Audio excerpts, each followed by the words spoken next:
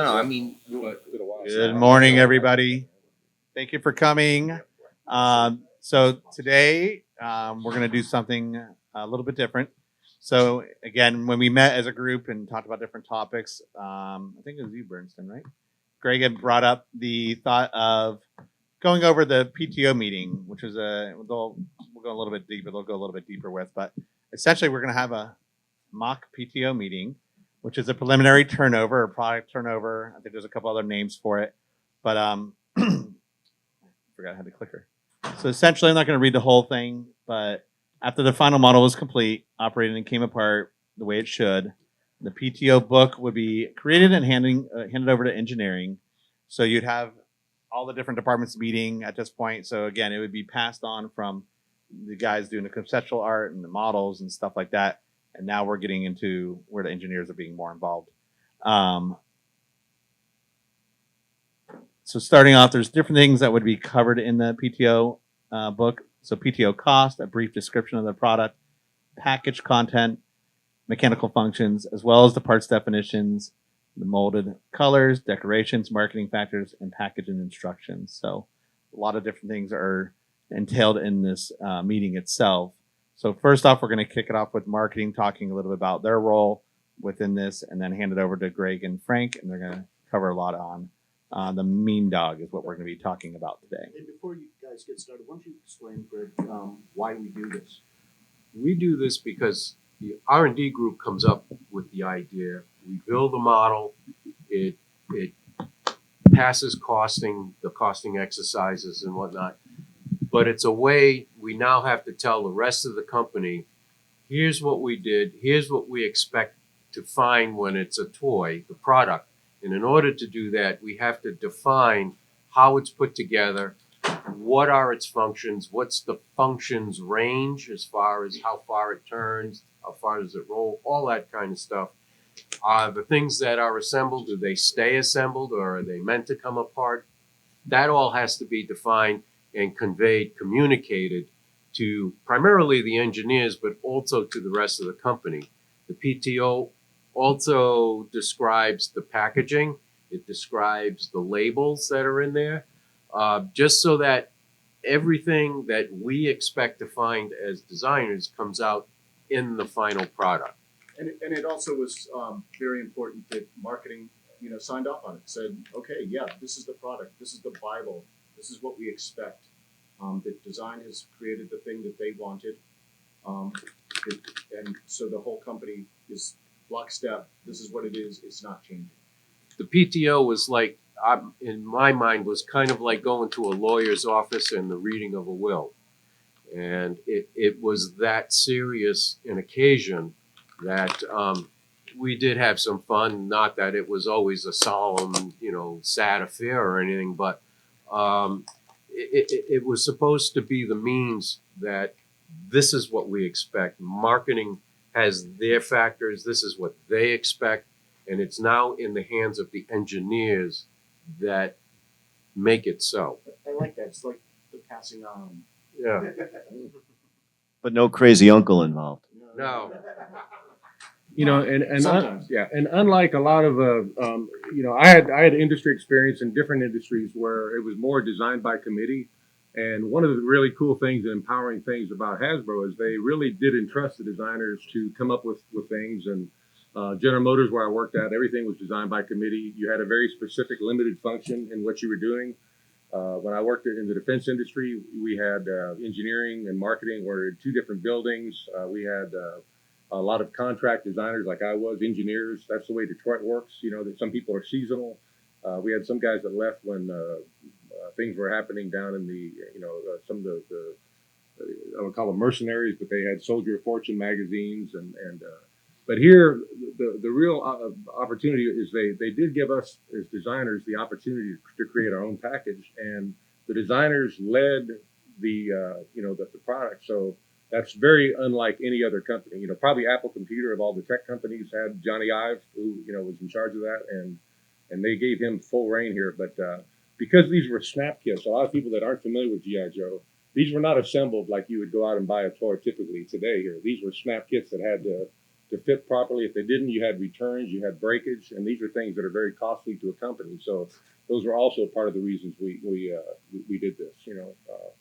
So as Dan touched on, there were several sections in this document that were that had to be filled in and required. The way it started off was kind of like, here's the reason why this toy exists. So it was a flowery type paragraph, for example. This was in this particular case, we would have the gray model here, and Frank has it in the box. We would say, this is designed for a PTO for, and then we would, whatever that date was, in this case, March the 5th, 1987, to a cost of $3.57. Then we would get into the flowery paragraph. The Mad Dog was designed as a desperately needed answer to the formidable Cobra maggot. Employing state-of-the-art electronics coupled with massive conventional firepower, this vehicle provided Joe with the answer to Cobra's threat. And, there was another paragraph, and here's what it features. The 3 articulated trailing wheel, which doubles as the joint for a combined unit. The rear vehicle seats 1 figure and houses a large Gatling gun, which is demountable. The rear vehicle also houses 2 positional missile pods. Now, the next paragraph would describe, here's the pieces that you would find as unpacked by the consumer. So when somebody bought the box and opened it up, these were the pieces that would fall out. Yeah, and because this was a vehicle at a price point where we included a driver, there would probably be a window in here. Did this have a figure, I believe? Yeah. So what I did is we have kind of a simulated box here, and this is going to be a reopening. And what I did is I was provided an assembled vehicle that somebody bought. Now, because the vehicles are old, made out of plastic, they're parts that are brittle.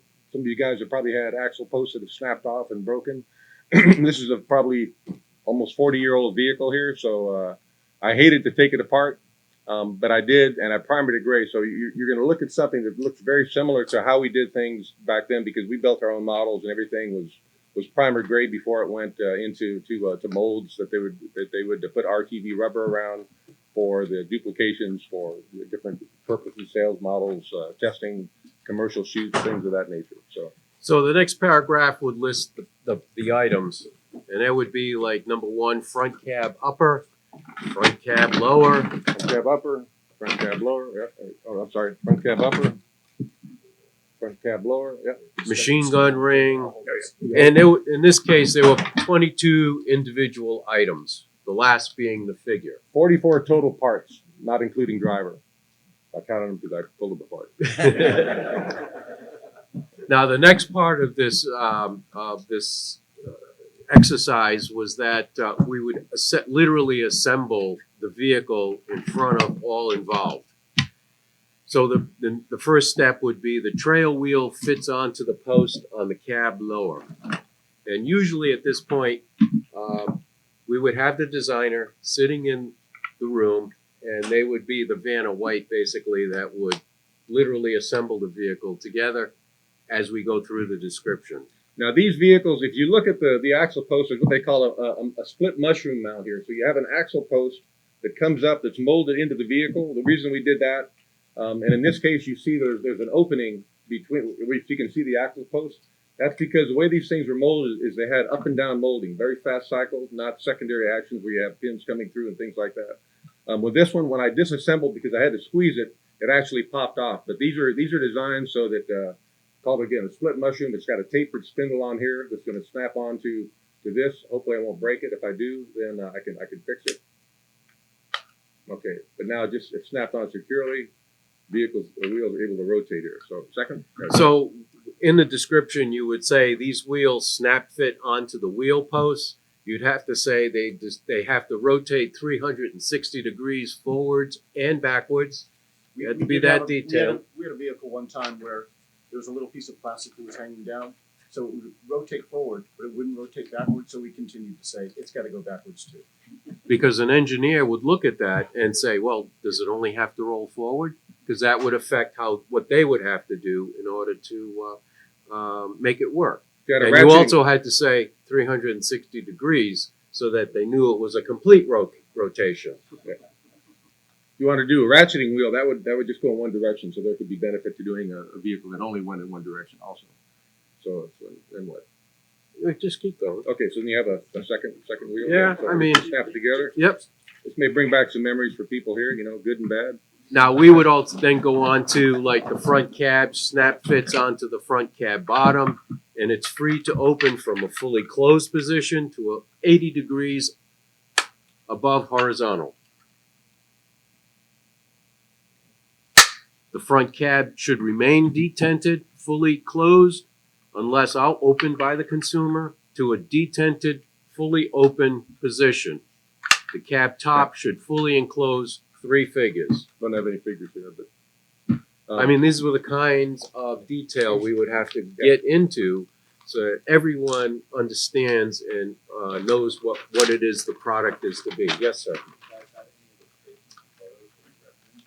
The reference would be the model. yeah, and in this case, this I just found this. I didn't realize they even had this. This is an orthographic drawing that we have. Okay, so that was a package layout. We had something called Super Joe. When I got there, I don't know if we had a template, but we had these 3-dimensional figures that had Slaughter's head, the largest torso we could have, and I did some plastic templates that were pivoting here. Did front views and side views. So this helped ensure that we got figures to fit into the vehicles here. So that's sort of the package layout. Very similar to what they do in real vehicle design, where if you guys are into automotive stuff at all, they'll have sight lines and make sure that people have enough, leg room and clearance. But that's an orthographic drawing, So Figure designers were given plots that was strict. We want people to get because if you made the pouches out of it, the inches too big, it made it hard for the vehicle and figures to be together. You didn't worry about the open stock. Now, skipping ahead, for example, since this is an articulated vehicle that the maggot kind of established a look and play function. In this case, we described how the front and rear portions of the vehicle are linked together. The resultant linkage should allow for 15 degrees articulation above or below horizontal. right. So the way this works is we have this was designed by an engineer where, again, everything was molded, side to side, which is pretty great engineering, because of fast cycle time. This had a combination of different components here that all worked together here. This was a part that snapped into the to this piece here, and it's about probably 5-piece linkage here, I believe. Yeah, so that snaps in. That allows for this kind of articulation side to side. This then also fit onto let's see, yeah, so this slipped onto here, and that traps this, and then this now snaps into a little post here that'll snap into the bottom here, and then we'll actually we got to do it from the bottom here. So assembly, again, this is probably bringing back memories for you guys as it is me, not necessarily good ones. If you're a dad and had a hard time putting stuff together, maybe you were frustrated. If you're a kid, maybe you could help dad, and so it was an opportunity for everybody to kind of work together. Now I designed this. I did not engineer this. Okay, but I'll tell you one thing. I had a hard time getting that off. And that's just a testament to how well this is engineered. So that's this part here, right? And then there's I think that's pretty. Oh, then you have an axle post here. Okay, go ahead. Yeah. There's an axle post here that snaps on, and then onto this, we have 2 additional wheels. By the way, the way this was painted, the way we did things is when you presented something to lessen bias for color, is any kind of body part was painted primer gray. Anything that was a wheel, track, something like that would be painted black, and then any missiles typically would be painted in red. In this case, because it was called the mean dog, what's the color of a dog's tooth? Young dogs have white teeth. So that's the color of that. But anyway, that's the articulation, and this went side to side. So that created a very, very simple trailing wheel design here, for the front part of the cab. Now, moving on to say the Gatling gun assembly, it should be free to pivot or rotate inside the Gatling gun cover assembly by means of consumer activated thumb wheel. Okay, so the Gatling gun consists of a part that goes in. Again, now this part here is just molded up and down. So There's it kind of looks like a toilet paper holder. You know, probably use it as a toilet paper holder if you wanted. You know, but I haven't done that yet. But this is going to fit into maybe. But this actually is going to be a gift, or this is the part that was given by Greg Brown here, and he wanted me to I really had a hard time, like I said, disassembling this and painting it because it was a cherry model here. But again, you know, we had to describe that the barrel rotates clockwise and counterclockwise, 360 degrees. That snaps together. And we've already talked strapped. that says that it's activated by the consumer activated thumb wheel. And there's a It snap fits into the turret, should be able to pivot from minus 10 degrees horizontal to 75 degrees above horizontal, and is positionable at any point in between. So if it elevated turret, to here, it had to stay there. Here's the turret, and we're going to snap that in now. So, So these were all challenges the engineers then had to figure out and design to make it to accommodate what we're saying it should do. And whether that was by friction fit or detents or however, usually we were involved in that process so that we know and we're in agreement with what the engineers felt needed to be done. thumb wheel. Generally, the model had all those things happening to it anyway. It just had to be, said in order to make sure it happened in production. And then we get, Before you get into the work, Yeah, there were lots of questions by the Uh-huh. engineers in terms of the way it was being built. At times, there was a lot of times where they said couldn't be done.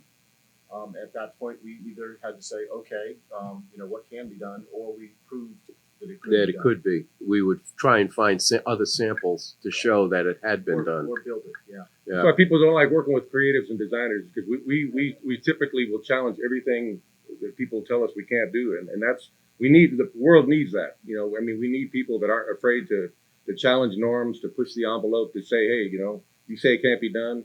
Maybe there's something totally different, but that's what drives innovation and creativity.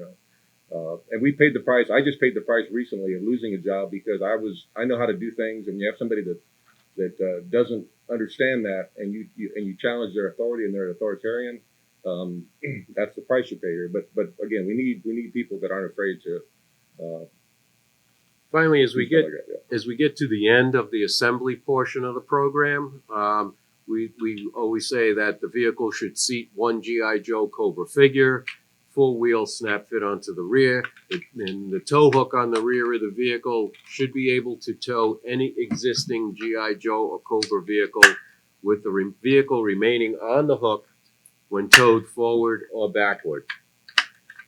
Now, the next part of it would be the attached chart for parts definition, aesthetic parameters, and molded colors. At this point in time in this product's life, there usually was not colors decided for it. As Frank said, everything was in gray. But the parts diagram would list each part, and the colors would be defined as color A, color B, color C, depending on the number of molds it took to make the toy. Some parts were grouped in certain molds. So we knew those parts that were identified, like the cab or the cab bottom, were color A. Something else would be color B. And it was after PTO, usually, is when color studies were done so that our marketing friends could come in and we would then decide what the colors the vehicles would be. And they would be painted to match the way it was going to be molded.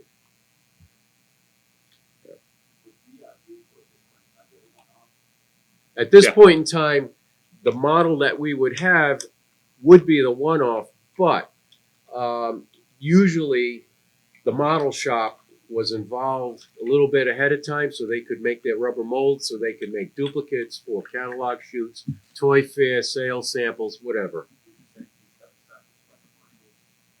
In some cases, yes. Not this particular one generally because it was hand built. It was like little pieces of plastic stuck together. You saw any of the stuff that was done last night at the Build It. It's just it's doing a model kit that never had pieces made yet for it. so the model shop. Yeah, So they would take Yep. ours, duplicate it, and that's what would end up at Fort Bear or I mean, catalog. we do have a sample of the parts list, the chart we were talking about. Finally, the decoration would be described as a 4x4-inch pressure-sensitive, consumer-applied, 4-color on vinyl label sheet. There it is. Hey, I had to pull those off, you know. I mean, we didn't define what those labels were. We just said, here's the size label sheet we have, and it is consumer applied. It's going to be 4-color, because you could do 2-color. It'd be cheaper, but it was costed as 4-color. All right. Now one thing, you know, when I took these off, if you try to remove labels and you want to do that safely, I use a razor blade that has the, you know, the little knurled end on the side of it, and very gingerly lift it up so you don't cut into it. But I did that, but because this had residual, you know, stuff around the perimeter here, you can clean them up with, I think, rubbing alcohol. Mhm. And then I've got some 3M adhesive that I've had forever. You know, it's a double stick type tape. And what I did is I adhered that to the back of these. I'm not going to clean them, but I've got the labels because some of these like just stuck to my finger here, you know. But I put this on the back of a label sheet here, so that if you ever wanted to put the original labels back on, if that was really important, you could reapply them later on. I did this one because this vehicle happens to be the labels are encoded and dedicated to my wife, you know, XTD Hewing. She was Teresa Hewing. Got our anniversary date 7/2 on there, so I want to preserve that. But this is Greg's again, and go ahead, keep talking there. Well, and then finally, the last part, as far as the R&D portion, would be the legal assignments, and in this case, it was Frank and the 3D designer who built the actual model, and that was a guy by the name of John Cook. At this point, it would be turned over to marketing, and they would then do their portion of the program. Do you have that here? Fine. Oh. The key thing about this is the key thing about the PTO process was that it formalized at a time when Hasbro was still very loosey-goosey in terms of marketing and product development. This formalized a process, and this kind of evolved as Greg and I were working at Hasbro, this whole PTO process. The important thing about the PTO process, from my perspective, from marketing's perspective, was it started a formal benchmark in terms of what's the expected cost of this product, what's the expected profitability, okay? Because that's how marketing was being judged, profitability of our product and our product lines. So Greg mentioned the PTO cost. Way before we get to PTO is the product development process. And this product might have changed several different times because it wasn't meeting the profitability that we expected from it. So marketing and R&D would meet and negotiate and say, what could we eliminate? This toy might have at the beginning had steel axles. Okay, well, steel axles cost 5 cents a piece. And so when we got our first cost back, maybe the cost was not delivering the profitability we wanted. So I would meet with Greg or a designer, Frank, and we'd say, okay, we have to figure out a way of making this toy without steel axles. Hence, the way we had those mushroom type axles that would be part of the molding process, thereby saving, I'm just throwing out a number, 10 cents. And you say to yourself, well, what's 10 cents? Well, 10 cents becomes 30 cents in terms of cost, okay, which adds another $1, if you would, to the cost of the toy. So those are the kind of things we had to negotiate prior to the PTO. So when we got to the PTO formal meeting, it was because R&D and marketing were on the same page. This is what the toy looks like. This is the size of the toy. This is what the toy is expected to do. And engineering, now it's your job to figure out a way to make this toy. And guess what? It would be really great if you can figure out how to make this toy for less than what the PTO cost is. Okay? So that's the kind of pressure we would put on our engineering team. And so that PTO cost became a benchmark for us being judged later on as the product moved from preliminary takeover to the next phase, which was manufacturing takeover. That was the job of engineering now, turning over a workable product to our manufacturing engineers to say, okay, here's how we expect the toy. Here's how we designed it. Here's what we expect it to do. Now you have to figure out how to make it on the assembly line. Okay. And oh, by the way, it would be great if you could figure out how to make it less expensive than the PTO cost. Okay. So every step of the way, the product is being evaluated, fine-tuned, tweaked, all in an effort to try and make it as cheap as we can so that we can deliver more profitability. And all this had to be done within a window of time. You get one chance at getting it right. Right. That's it. If you fail, the product goes away. And the other side of it, it can go the other way, Kirk, right? Where Oh, each yeah. of the steps along the way, if it's a more sophisticated mechanism, it got more expensive. And then we would meet with engineering and design and say, how can we get some cost out of it? Because that Gatling gun just cost us an extra 30 cents. So we'd have to find ways to then cost reduce it to get it back to the cost and keep the function, fit, and marketability of the product the same. Because And that's where the talent of people like Dave, Guy, Frank would come into play, because they were not stylists. A stylist is somebody that can draw something and make it look pretty. A toy designer had to make it work. Instead of 5 parts, it had to work with 3 parts and make it do the same thing. Yeah. And to be fair, there were certain times where we were creating a toy, it wasn't in cost. And our marketing partners go, you know what? This gets bumped up to the next price point because it's just so freaking cool.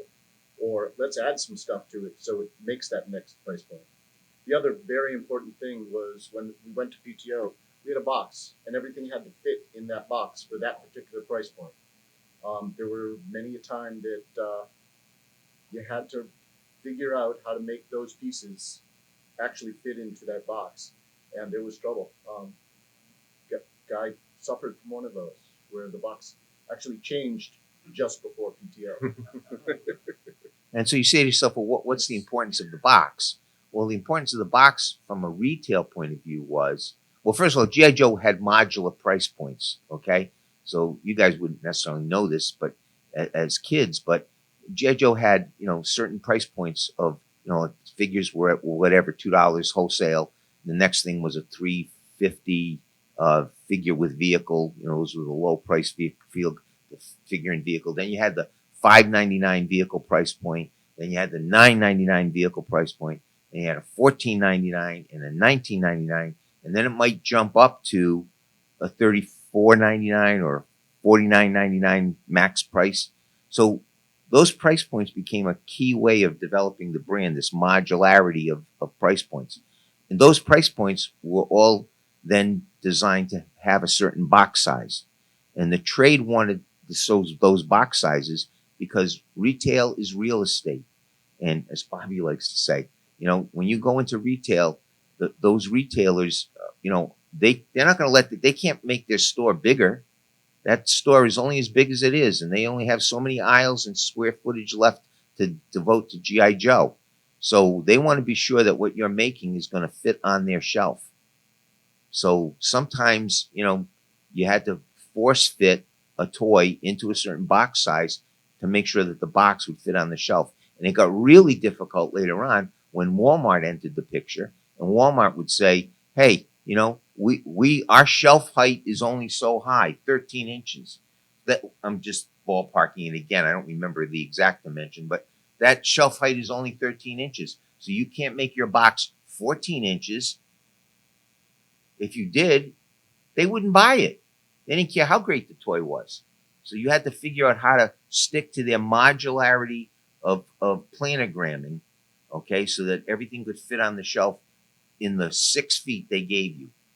And you'd hope to get 8, and eventually you only got 4, But that's how, the struggle was in terms of, Really quick. I was in the retail side, so I worked with TV stores and some others.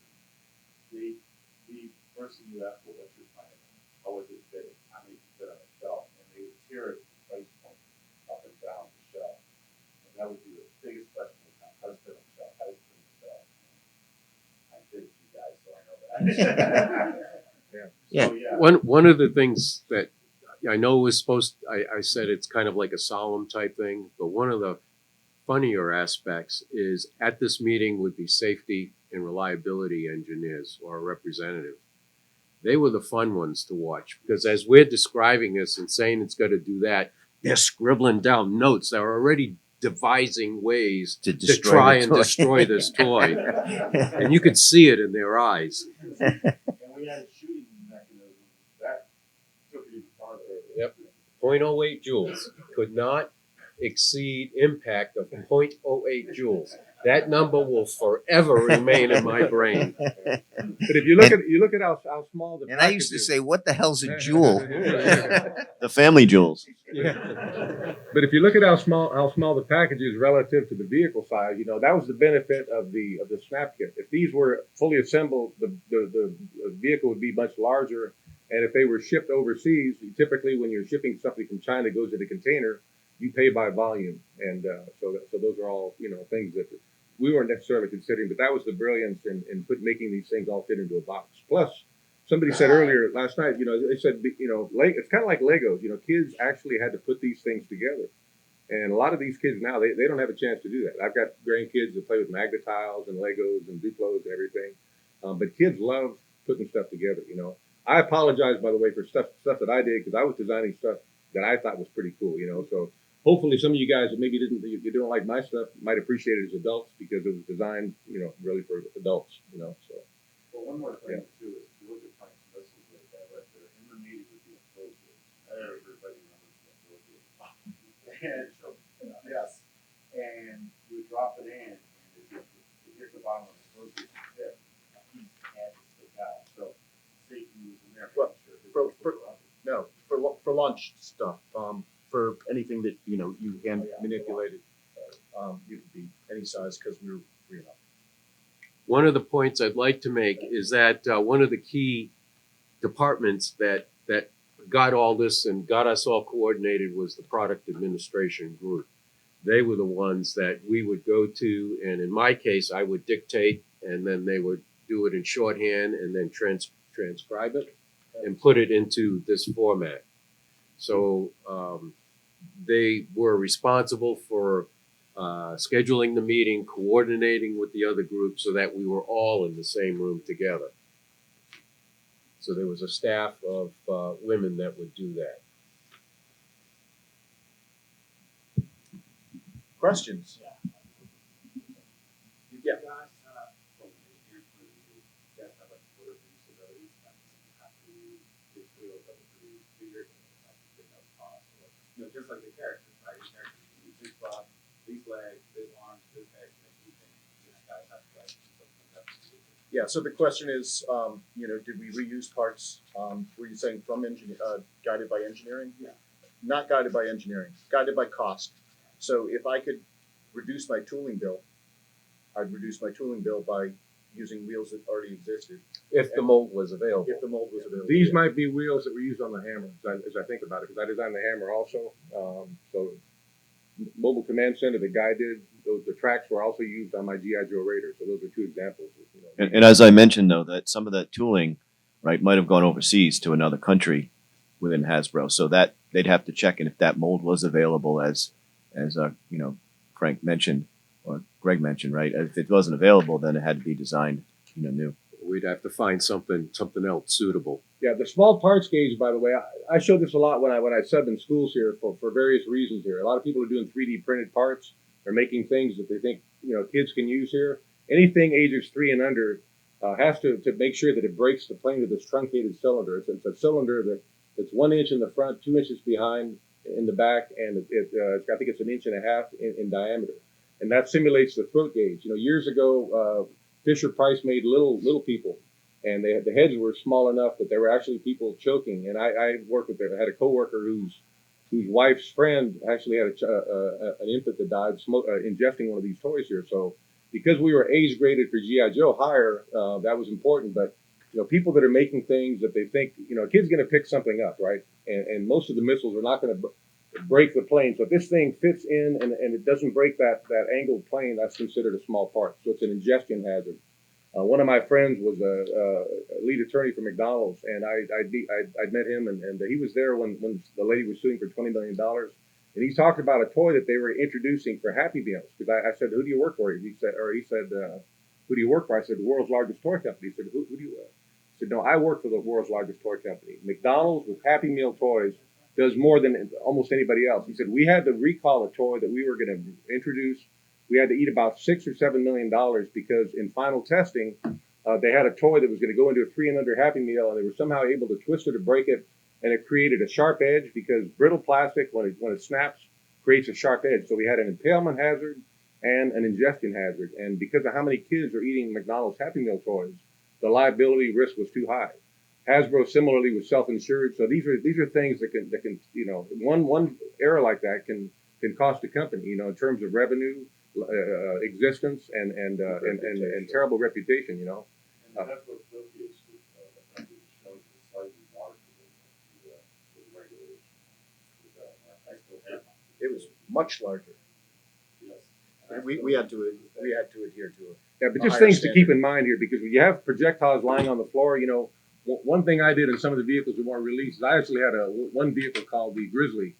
If you guys ever buy Dan Klingesmith's book, he's got a really cool thing with that. It shows it, but it was a system that had a totally closed system. There were no projectiles, and that was done just to lessen, the chance of somebody picking up a missile.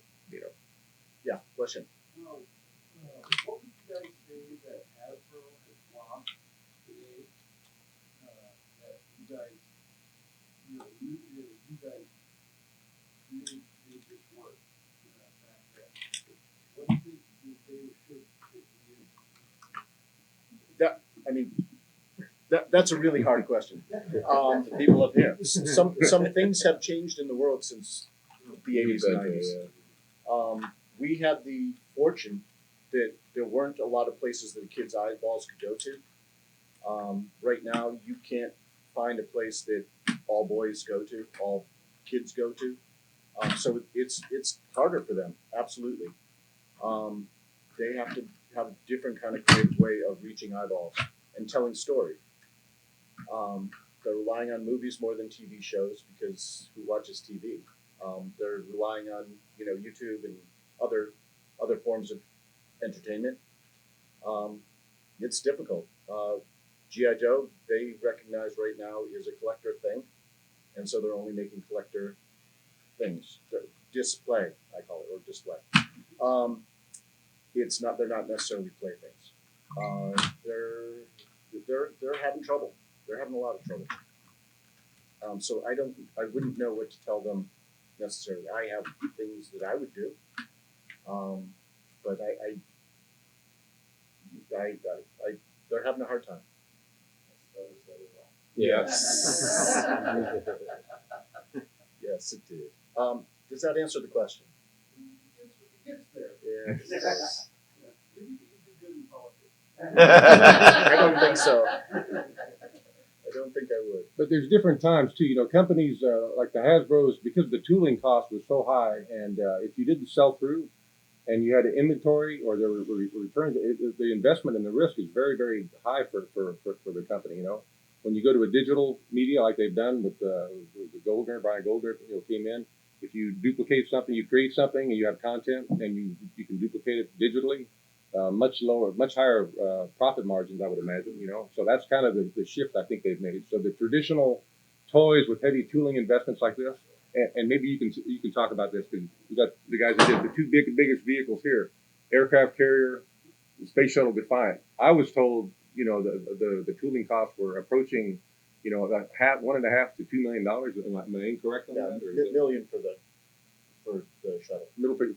That's But a lot of $1 money. million is a lot of money. The cost to do the shuttle complex was more than the entire first year's cost of tooling for the first year of GI Joe. Just that one item. And tooling was amortized over 2 years. So from a cost perspective and a volume, looking at it, marketing and financials, it was 2/3, 1/3. So 2/3 of the tooling, if it was $1 million, right, 2/3 of it had to be earmarked for the volume we do in year one, 1/3 in year two. And then if you got a year three out of it, which sometimes was rare because we wanted to keep the line fresh, obviously profitability would go up. But I think now you had mentioned, Kirk, a lot of companies don't even they do a 1 year tooling 1 year. as amortization, just because there's so much out there that you're rare to get more than year one or year two out of a product. Yeah, the tooling today is far as fast as It is. it was so cutting edge back then. Now it's more easy to do. Because you can digitally do it. Yeah, things have changed a lot in terms of product development. We hand built everything. Everything was cut with, X-Acto knife and lathes and little things. together. And, Now everything I do is 3D. In programs that are in 3D, and I print out what parts I need and check it that way. So it's changed significantly. Yes, it has. I mean, tools of steel was cut manually. I mean, there was an actual person pantographing from a pattern down to actually cut the block of steel with a pantograph machine to get to that size. Nowadays, you do this, and some machine does it. Another component, though, and maybe got Kirk here for this. I recall being at Torford because I was again new to the industry, and was told that something like the aircraft carrier and maybe the Defiant were just to show the trade. Hey, the GI Joe's here to stay. They didn't run these things for a long time, and they probably weren't going to recoup the investment necessarily, like a lot of companies that have something that they just keep retooling, and over again.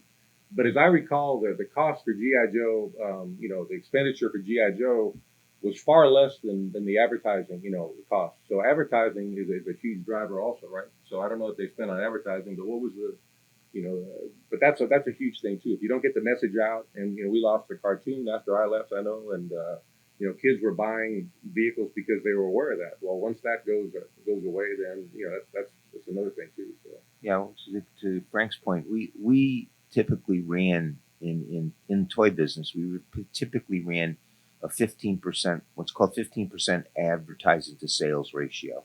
Okay, so if we'll just pick a number, okay, the 1990 GI Joe line was $100 million.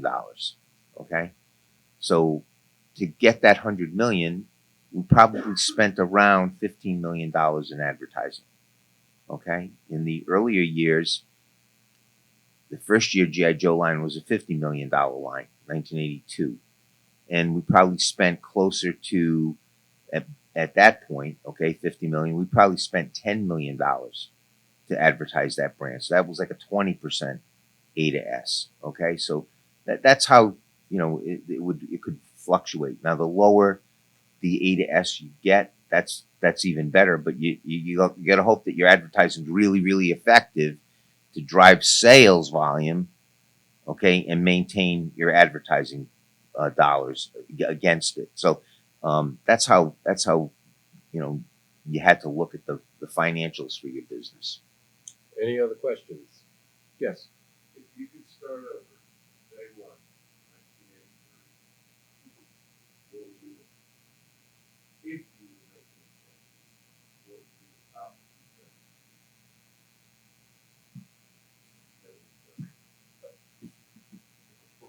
Well, the first change. Yeah. Are you biting your tongue, Kurt? I would. No, I was gonna just say, how do you argue with success? I mean, yeah, I don't know. I don't know. I guess How about not come out with the diaper first and fix that? Not saying you could say 1983 with what you know today. Oh. What were the less effective products? I think I don't know. I guess I'll just go and say the hobby has grown. I call it a hobby now, right? The hobby has grown to the point now where sculpture is so much better than we had back then. Mm-hmm. And that's because the sculptors working on action figures back then were very, very limited. And the standards for sculpting the human figure were different back then. Exactly. For 1983, they were great, right? But when I look at some of the figures we did in 1982, 83, 84, and I compare them to what I see on the shelf today, Now I'm not even talking 6-inch figure. I mean, I'm talking some of the stuff that I see out on the floor, right? Call sign Longbow and Bobby Valley, even though he's got the 6-inch. I mean, you look at those things and you say, the detail is so incredible. So that would be one thing. Could we improve? Could we make our figures look better? Another thing is, I'll go back to, we made great snap together model kits for a long time, and then finally caught up to us. All right, caught up to us around 1988, 1989, as competitors like Teenage Mutant Ninja Turtles were making things that were more toy. Every one of their vehicles had some kind of crazy toy feature. So once we started to toyize the line, was a buzzword that I coined. Once we started to add toyetic features to the products, we saw our sales take a big bump. And so maybe in year 2, I would have said, from a marketing point of view, hey, we got to make the toys a little less model kit and a little more toy, which would mean we'd have to change some of the way we did things. So some of the features might have been more factory assembled and less consumer assembled. So there would have been a lot of different changes. But that's like looking at it from 40 years away, Yeah. But I mean, it was always a thing of, we would ask ourselves, all right, what does it do? What do it do? And, it rolls out of the box. Okay, so why is it here? What does it do? And that was great. I mean, from for a number of years, that's all it had to do. In You guys loved it. I mean, in the context of 1983, the figure sculptures that were being done was really highly detailed compared to what was done yep, beforehand in the late 70s with, Yep. what was it, Mego yeah, and Star Wars yeah, even. yeah. The level of detail on the vests, the legs, the arms, the accessories for that matter. Engineers would fight us. The engineers would fight us because, do you really need to have this here? You want that texture on that? It's going to take us an extra week. Yeah. Well, yeah. So- So take the extra week. We had to go sometimes hammer and tong with them in order to get the level that we wanted. And so we were pushing. And I'll share, like, I have a prototype of a figure where they're playing with a swivel elbow, but they were actually considering doing the wrist at that time even. So, and there's things that were being thought about, but just didn't do. I'm going to offer something too, because these are all hypotheticals. I can tell you one thing: having the insights of what has actually transpired. This is very near and dear to me. Here is, if we had bought turtles and shut them down, sat on them, made turtle soup out of them, GI Joe would still be going here. And I'm not trying to knock turtles here, but it did kill a lot of the momentum we had, and So that turtle people. that brings us back to why this meeting was important, because the engineers could see the level of detail and what we expected at the end of the day, and we were going to hold them to it. So that's why these meetings came about. And I'm sorry, before you go there, just to reiterate, the even the figures, it was basically a grinder, in that tool, fixing it. Now we're cutting it digitally, so you can get creases in the skin. It felt good. Yeah, on the skin. It's good. Yes. Were there any big places that you guys never got to like really put into production? You had something that was really Cobra Island. We had Cobra Mountain. We had the GI Joe train. There's another one. What was? There was one more I'm trying to think of. Yeah, there was one other. You killed my Panama Canal. Yeah, place. Panama The Canal Panama playset. Canal playset. So that didn't happen.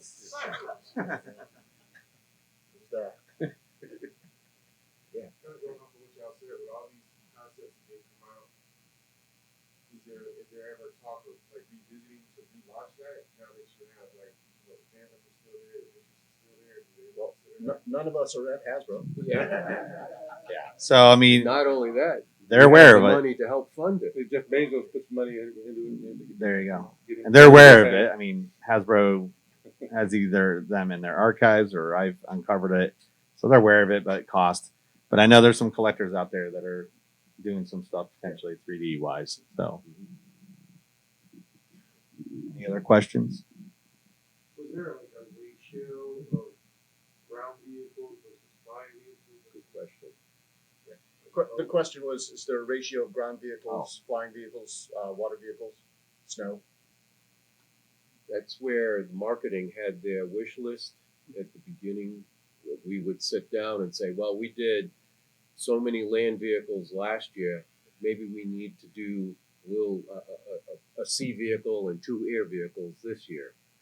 Or we did 7 good guy vehicles and 2 Cobra vehicles.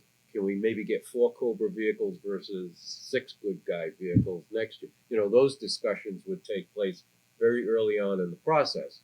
Once we get a rough outline, then we would go back and smoke a lot of stuff and see what we could come up with brainstorm wise.